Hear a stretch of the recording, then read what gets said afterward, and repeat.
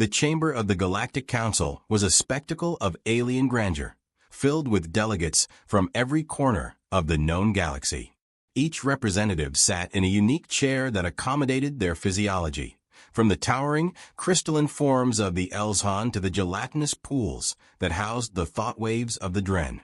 They were united by a single, burning topic: humanity. Earth's civilization had been noted for its rapid technological progress and the strange ability to adapt to environmental and political challenges. However, these attributes seemed trivial compared to the power wielded by many of the species present. High Chancellor Rekthar, a creature of imposing scales and insectoid limbs, cleared his throat, directing the Council's attention to a vast holographic image of Earth, rotating slowly above the central podium. "Counselors," he began, his voice a reverberation that demanded silence. "We are here to address a growing nuisance. The human species, primitive, audacious, and prone to spreading like a contagion through space. They have trespassed beyond their designated boundaries, expanding into zones we declared restricted. This cannot go unanswered." A wave of murmurs rippled through the room. To some, humans were a source of curiosity. Their methods were unorthodox, their will to survive astonishing. Still, a majority viewed them as a pest, a species with no natural right to venture into interstellar society. Rekthar's voice grew darker. "We must decide their fate. Subjugation, I believe, is the only logical path forward. Earth holds resources we need, and humanity's presence is a risk we cannot permit unchecked." Yet not all agreed. From a shadowed corner, General Shar, a veteran of countless wars, shifted uneasily. Her sleek, predatory form, vaguely feline, with glistening black fur and piercing, amber eyes, was familiar to many in the council. She raised one clawed hand, and silence fell. "There is more to these humans than you see," she began, her voice low but filled with a deep, almost reluctant respect. "I have seen their kind up close long ago. I led a reconnaissance team near their world in my younger years, an era I hoped to forget. We landed on their moon, a mere testing ground, or so we thought. It was supposed to be simple surveillance." She paused, her gaze distant. "But they found us. Without warning, they tore through our forces. Many of my squad never returned." Shar's words hung heavily in the air, casting an uneasy pall over the chamber. Rekthar frowned, his voice laced with derision. "Surely you exaggerate. A species so underdeveloped could not challenge a trained reconnaissance squad." Shar's eyes flared. "They are more than what you see. Humans are unlike any species I have encountered. They are resilient, adaptable, and they fight as though survival is a creed written into their bones. When threatened, they become something else. They are predators." A scoff echoed from a member of the HFY delegation, a slim, plant-like being with a voice like rustling leaves. "Predators? They lack the biological enhancements of true hunters. They have no fangs, no natural armor. This fear is unfounded." Shar leaned forward, her voice dropping to a whisper. "Physical appearance means nothing. They are born predators, of a kind you will never understand until it is too late. If you provoke them, they will unleash something you cannot imagine." A ripple of nervous energy spread through the council. Rekthar, sensing the moment's tension, quickly moved to reclaim control. "Counselors, let us not be swayed by baseless fear. Humanity's resilience is irrelevant. Their technology is centuries behind ours. Their military is minuscule, barely able to maintain dominance over their own world. What could they possibly do against the united forces of this council?" Shar's claws flexed, but she remained silent, a smoldering gaze fixed on Rekthar. Her warnings were dismissed with a wave of his scaly hand, and the council resumed its debate. Yet an unease lingered. Whispers of Shar's tales circulated among the lower-ranking delegates, growing in gravity with each retelling. A representative from the Kalthra, a species known for its strategic cunning, spoke up cautiously, If these humans are indeed as adaptive as General Shar suggests, perhaps we should consider a more calculated approach, surveillance and gradual control. But Rekthar was firm. No, the humans have breached our territory. They must be made an example of. We cannot allow this disregard for council boundaries. They are vermin, and they must be shown their place. He surveyed the council chamber, nodding as he observed the consensus. The HYRK and Dren delegates, who held considerable influence, gave approving gestures. Shar could only watch as her warnings evaporated under the council's arrogance. In one decisive vote, the council finalized its choice. Humanity would be subdued, their planet controlled, its resources claimed for the benefit of the council.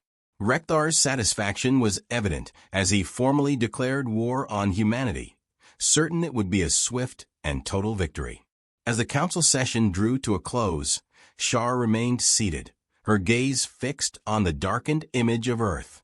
Those around her filed out, their minds occupied with the prospect of conquest. But she lingered, haunted by memories of the cold, calculating expressions she had seen in human eyes. Before leaving, she muttered a final warning into the silence. Humans are not like us. They are predators themselves, and once provoked, they will become something we cannot control. Her words were lost in the empty chamber, but the sentiment lingered like a shadow. The alien fleet emerged from the darkness of space, a vast assembly of warships, each bristling with weaponry and shielding that had crushed dozens of other civilizations. Their approach to Earth was a calculated maneuver, moving with the quiet confidence of a predator stalking defenseless prey. To them, Earth was a backwater, barely a speck on the galactic map. The decision to strike had already been made, and the aliens were confident this primitive world wouldn't stand a chance. They began their assault with surgical precision, targeting remote locations and satellite installations first. The goal was simple: disable Earth's communication and surveillance infrastructure, destabilizing human defenses before launching a full-scale invasion. The initial strikes went flawlessly. One by one, communication relays were snuffed out, key observation satellites obliterated in moments. On the ground, isolated research facilities were annihilated, their ruins nothing but silent embers against the night. As the alien command monitored these attacks, their confidence grew. There was little sign of organized resistance. The few responses they did encounter were primitive, humans scrambling to make sense of the devastation, their defense systems engaging in chaotic, localized efforts that posed no real threat. It was all confirmation of what they had believed from the start. Earth was weak, ripe for the taking. But the aliens hadn't yet seen humanity's true face. The initial wave of attacks subsided, and for a moment, Earth seemed to be reeling. Then, unexpectedly, ground-based counterattacks began to flare up. Small but precise, human forces organized in clusters, coordinating their limited firepower with surprising agility. Using pre-established defensive plans, they began to disrupt the aliens' easy victories. Local militias, repurposed drones, and improvised anti-aircraft defenses sprang up across cities and remote areas alike, targeting the alien probes and low-altitude ships with tenacity. The aliens, caught off guard by the quick counter, dismissed it as a series of lucky strikes. They had assumed that only centralized military forces would pose a threat, but these scattered responses revealed a deeper resilience in humanity. Each counterattack seemed to gain strength, and each skirmish taught the humans something new about the invaders' weaknesses. Within hours, humans had managed to identify the patterns in alien troop movement, adapting their tactics accordingly. Alien Command couldn't help but find the persistence curious, though they still saw no cause for alarm. They told themselves these actions were little more than desperation from a panicked species, backed into a corner and throwing whatever they had left at their enemy. To them it was all bluster, annoying, perhaps, but inconsequential. Then, in a bold move, alien forces launched an intensified assault on Earth's satellite network, determined to finally cripple human communications. This time, They succeeded in taking down critical satellites, plunging entire regions of Earth into isolation and confusion. For a moment, it seemed victory was near. Alien ground forces began landing in sparsely populated areas, establishing footholds across the planet and marking their presence with brutal efficiency. Their overconfidence grew as they watched the isolated human settlements fall into disarray, unable to call for help, defenseless against their superior technology. Yet even as they celebrated these initial successes, they noticed something odd. Human forces continued to broadcast signals between scattered units. The transmissions were encrypted and complex, full of codes and shifts in frequency that alien technology struggled to decipher. Alien analysts studied the signals, dismissing them as basic and uncoordinated. To them, it was simply a sign of human desperation, a futile attempt to organize in the face of overwhelming odds. But the encrypted messages held a deeper purpose. Behind this seemingly random chatter, humans were forming a unified network of communication, sharing intelligence and coordinating counter-strategies. Human engineers and scientists, aware that their technology was outmatched, had quickly devised workarounds to keep essential lines open.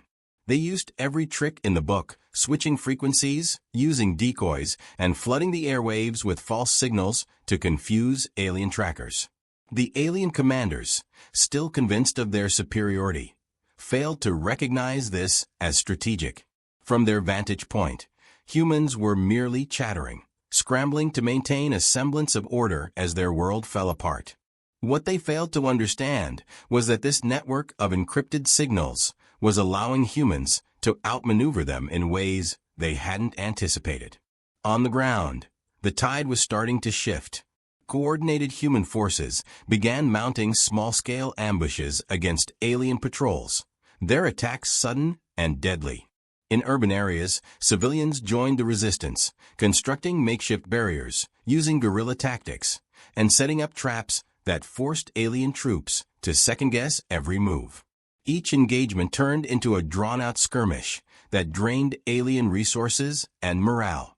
The aliens were shocked at the extent of this resistance. Victory was supposed to be assured.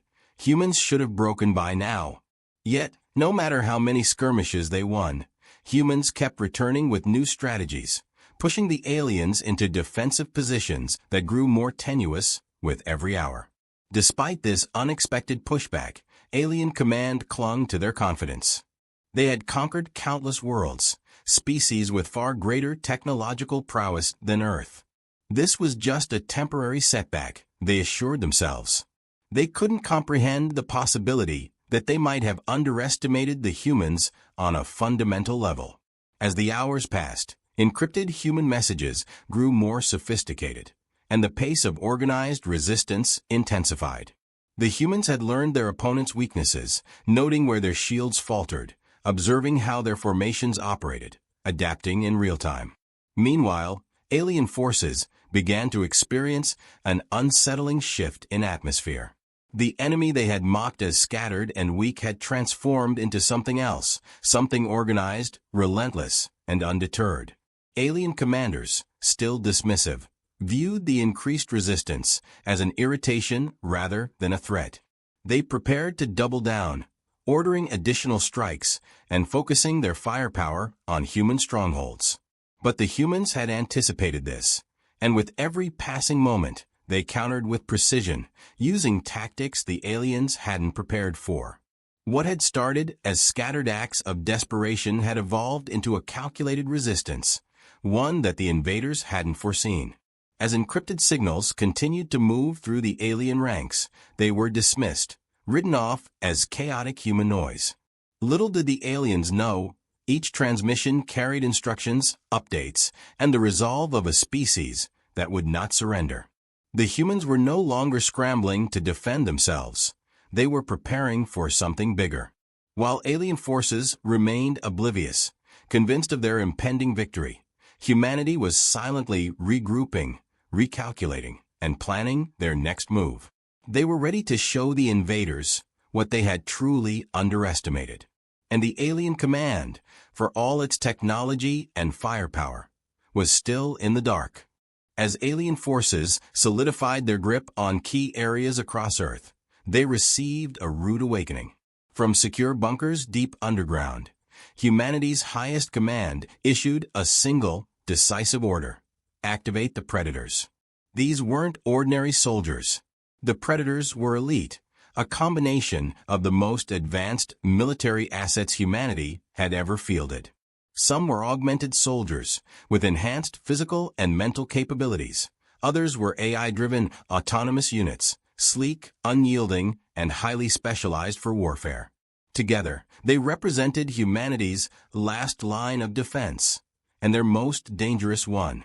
The alien invaders, dispersed across Earth in what they believed were strategic strongholds, had no idea what was coming. The first signs of the Predators' arrival were subtle. In one occupied city, an alien patrol suddenly lost contact, leaving only silence on the comms. Recon drones disappeared from the skies. Alien squads tasked with checking in on missing units returned panicked and battered, speaking in hushed tones about invisible attackers moving too fast to track, evading every countermeasure. The Predators moved with precision, hitting alien forces where they least expected it. Their tactics combined brute efficiency with psychological warfare.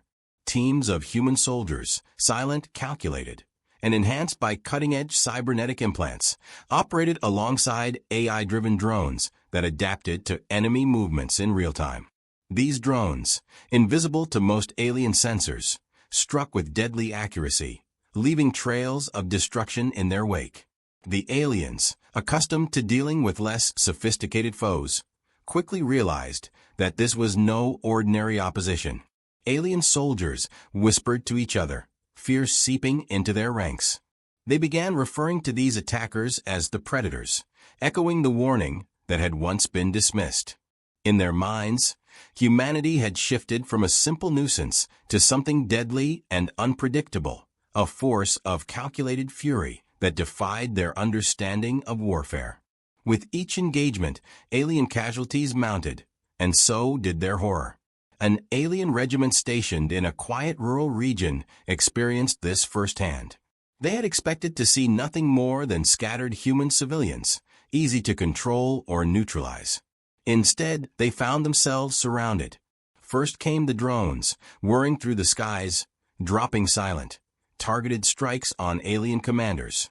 Then, the Predators themselves emerged, merging with the shadows, their augmented bodies, allowing them to move with unnatural agility and strength. Armed with advanced weaponry and adaptive camouflage, they turned the alien encampment into a chaotic nightmare, eliminating soldiers before they even understood what was happening. Alien Command attempted to regroup and assess the threat, but panic was spreading too quickly. For every battalion that attempted to fight back, 2 more were torn apart by the human elite forces. Alien surveillance tech, once reliable, struggled to track the Predators' movements. Reports of ambushes flooded in, filled with accounts of human operatives who vanished, and struck again before aliens could organize a response. Alien technology, while advanced, was unable to match the adaptive, relentless strategy that humans displayed on their own home turf. The Predators' use of psychological warfare only intensified the fear. Human intelligence had identified key weaknesses in the alien forces' morale, exploiting them ruthlessly. They used hack comms to spread false signals, leading alien troops into ambushes. Cryptic human transmissions buzzed through alien communication channels, giving chilling taunts and false orders.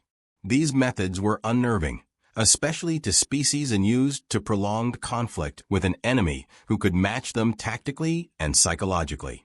Alien commanders watched in disbelief as their soldiers, a once fearless and well-disciplined force, grew disorganized and fearful. Some alien squads refused to patrol without reinforcements. Others started deserting their posts, unable to shake the sense that their unseen foes were watching, waiting for the right moment to strike. Reports of Predators in the dark grew more frequent, as the predators systematically dismantled the invaders' morale. Alien casualties continued to mount. The once confident invasion force now found themselves unable to hold their own. Advanced alien armor and energy shields crumbled under the relentless assault of human weaponry designed to counter every new tactic. Alien forces who once relied on firepower and technological superiority were reduced to defensive maneuvers, huddling in fortified areas, only to find themselves cornered by an enemy they had severely underestimated. Watching the transformation of their troops, alien commanders realized something chilling. The humans weren't fighting merely to defend territory. They were fighting with an intensity born from something primal. Each battle showed the depth of humanity's resilience and ingenuity. Even under insurmountable odds, the humans adapted, improved, and countered. Every engagement with the predators drove home a singular truth. Humans didn't back down. It was a concept that the alien forces had difficulty comprehending. Their species often approached war with calculated detachment, maintaining morale by minimizing losses and relying on technological advantage. But the humans weren't deterred by loss. It seemed only to fuel their resolve. Each attack brought more cohesion and tenacity to their efforts, and each casualty was avenged in ruthless, almost feral fashion. For the humans, this war was personal. The alien forces, despite their vast arsenal and technological prowess, were unable to stem the tide. They were bogged down by endless skirmishes, unable to predict where or when the next strike would come. What had once been a campaign of assured dominance turned into a desperate struggle for survival. As the predators continued their merciless onslaught, the alien soldiers grew to dread every shadow and every quiet moment. Each encounter reinforced their dread. Humanity was indeed full of predators, creatures who fought with both mind and spirit, using cunning and unity to exploit every advantage. The predators represented the pinnacle of this instinct, embodying a ruthless efficiency that left the alien stunned. By now, Alien Command could see the writing on the wall. The humans weren't a mere problem to be solved. They were a force that defied the invaders' understanding of warfare. These predators were no accident of evolution or desperation.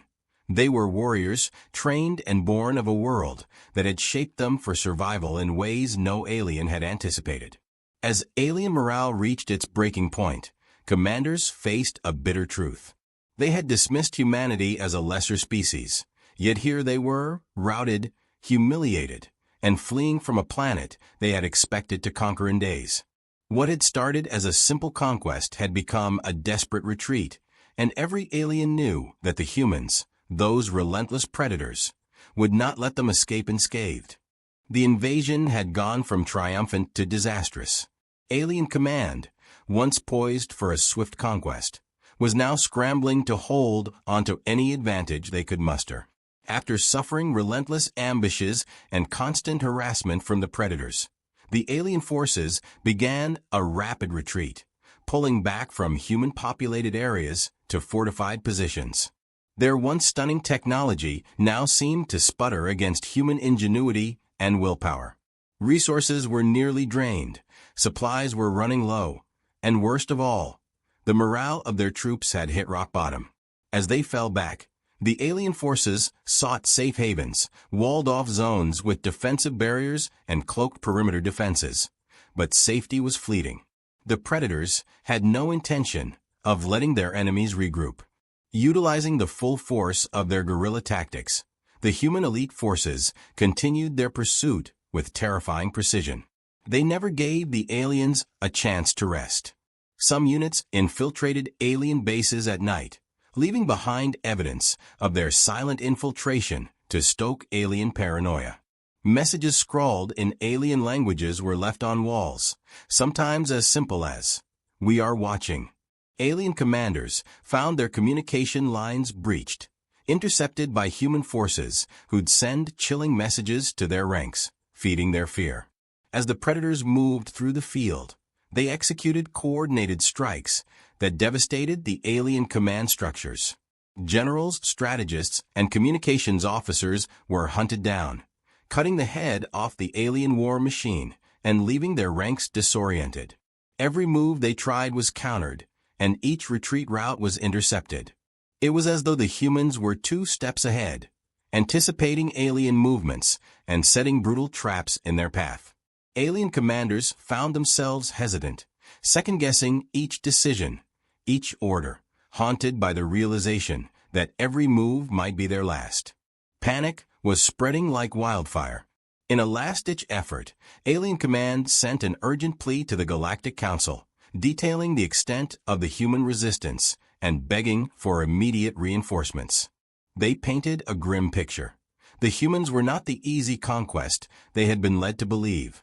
They were dangerous, tenacious, and cunning beyond reason. This was no simple conflict. It was an all-out survival war, and humanity fought with an intensity the aliens could not match. Alien commanders demanded permission to pull back, knowing that every hour they stayed on Earth, they were losing more ground, more troops, and more sanity.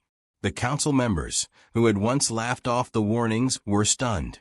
The reports coming in described scenes of chaos and fear among their own, stories of a relentless enemy with ruthless tactics that preyed on the mind as much as the body. They finally began to take the initial warnings seriously. Those first cautions from alien scouts, those tales of humanity's potential for violence, adaptability, and endurance, now appeared accurate, even understated.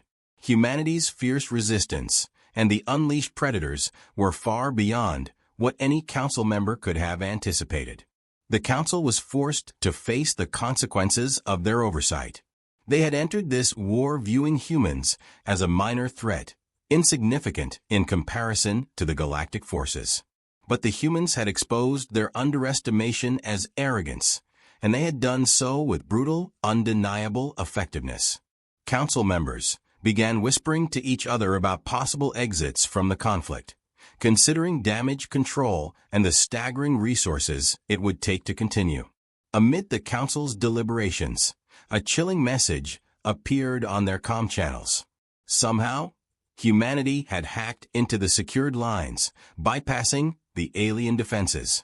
It was a broadcast, a statement meant for all to hear, in the cold, deliberate tones of a human voice. You unleashed the wrong kind of predator. The message repeated twice, and then the line went silent. The council chambers fell quiet. The weight of those words settled over them, each council member understanding the warning in full. Humans were not like any other species the council had encountered. They were not meekly resisting. They were pushing back with the ferocity and cleverness of true predators, creatures who saw any attacker as prey. For the first time, the Galactic Council fully recognized the gravity of their decision. Humanity had shown them that they would fight for every inch, adapt to any challenge, and employ every weapon, psychological, strategic, and technological. This wasn't just another conquest. It was a mistake. And now, they were paying the price. In the silent, dimly lit council chamber, the atmosphere was thick with regret. The Galactic Council, once so confident in their superiority, had been forced to confront the stark reality. They had severely miscalculated. The proud fleets that had once cut through space with such ease were now in full retreat from a single, backwater planet that had shattered every assumption they'd held. A decision that had begun with arrogance now ended in humility. Under growing pressure and desperate to avoid further loss, the Council voted, almost unanimously, to withdraw all alien forces from Earth. Orders went out immediately across alien lines. Ceasefire. Pull back. Regroup. These orders were delivered with a gravity that the troops had never heard before. Alien commanders, worn and shaken, relayed the command, feeling a mix of relief and shame. Their invasion, once poised to add another feather to the Council's cap, had instead become a bitter reminder of humanity's tenacity and resilience. On Earth, as the dust of battle began to settle, humanity came to terms with its hard-won victory. Cities and landscapes bore the scars of brutal combat, and the people felt a deep sense of loss for those who had fallen. Yet the victory was theirs. Across the planet there was celebration, yes, but also somber reflection. Leaders gathered, representing nations and communities, united now by the common ordeal they had faced.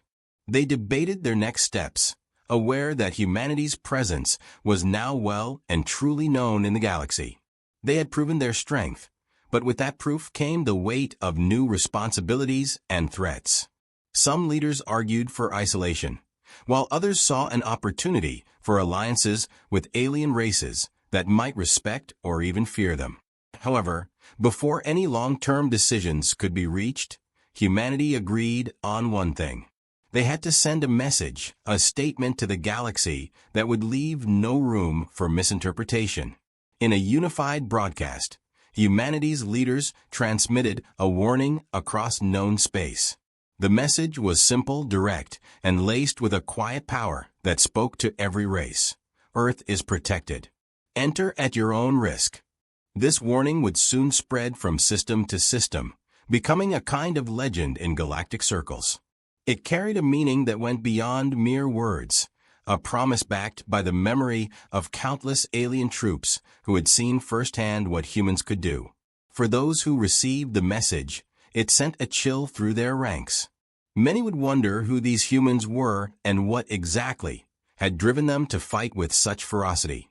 Stories would circulate in whispers across alien worlds, tales of humans as relentless fighters and predators capable of dismantling even the most advanced armies. In bars, marketplaces, and council chambers on other worlds, the warning would live on, sparking curiosity, awe, and a profound respect. Back on the council, the decision to retreat weighed heavily on its members. Each representative had their own reflections on what had transpired. For some, it was a bitter lesson in humility. They understood that they had fundamentally underestimated the creatures of Earth, brushing off warnings and ignoring the experience of those who had seen the humans' potential up close. Quiet discussions arose among council members, some now advocating for cautious alliances with humanity in the future. They saw the possibility of cooperation with a species that could, if respected, become a valuable ally. Yet, others argued passionately that Earth should be left alone, untouched indefinitely, a danger best avoided.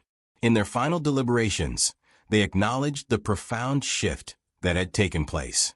Humans had shown that they would defend their home with a relentless, almost primal strength. For alien leaders accustomed to orderly, calculated conquests, humanity had demonstrated an unpredictable and overpowering will to survive. They had made themselves more than a species. They had become a force to be reckoned with, a testament to the resilience of life in its most powerful, adaptable form. As the council adjourned, one representative lingered, watching the stars through a massive viewing window. He thought about the human warning, about the face of every weary soldier who had barely survived the conflict. Finally, he spoke softly, knowing his words would be carried through the halls and down into the records of the council's proceedings. "Remember this," he said, addressing no one in particular but speaking as if to future generations. "When you see a human, remember the predators behind them." With that final thought, the chamber lights dimmed, and the council was left in silence. Humanity had earned their place in the galaxy, not through alliance or invitation, but through sheer determination. And for as long as the council endured, they would carry the memory of the conflict with Earth as a reminder.